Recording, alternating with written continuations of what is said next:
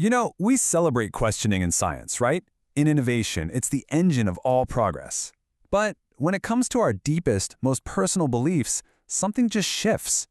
The very act of asking why can suddenly feel threatening, even a little bit dangerous. So let's get into why that is. And this is the central puzzle, isn't it? Why do we praise someone for questioning, say, a scientific theory, but then we turn around and criticize them for questioning a personal belief? The answer, it turns out, really isn't about intelligence. It's about fear. Okay, so first, let's look at the outside pressures.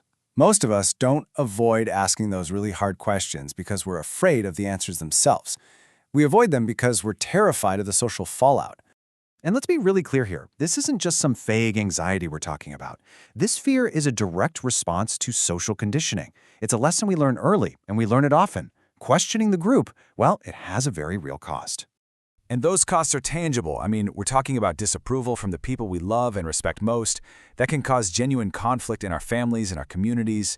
It's that awful feeling of being completely misunderstood, or maybe worse, getting slapped with a label like lost or rebellious just because you were curious. So that's all the external pressure. But there's an equally powerful internal cost. Questioning our foundational beliefs, that's not just some intellectual exercise. It's a deeply, deeply emotional one. And this is exactly what it feels like, isn't it? Our core beliefs, they literally form the structure of our reality. They give us a sense of stability.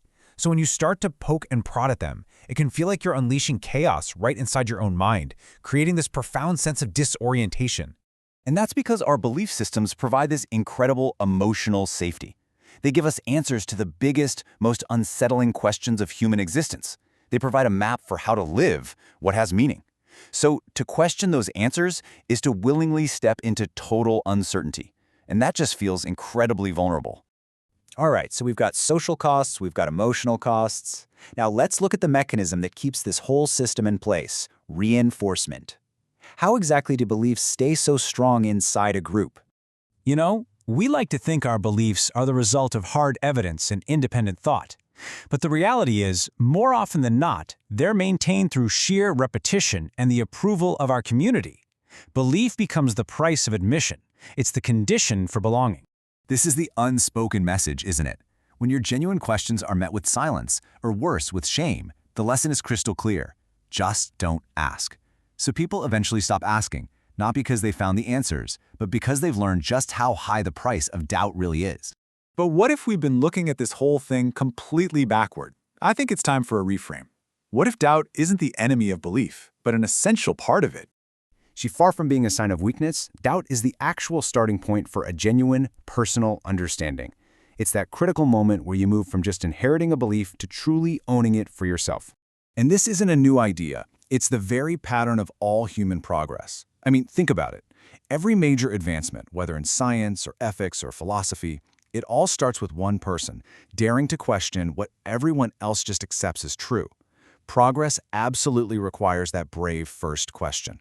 And this gets right to the heart of the fear, right? The fear that questioning will just leave us with nothing.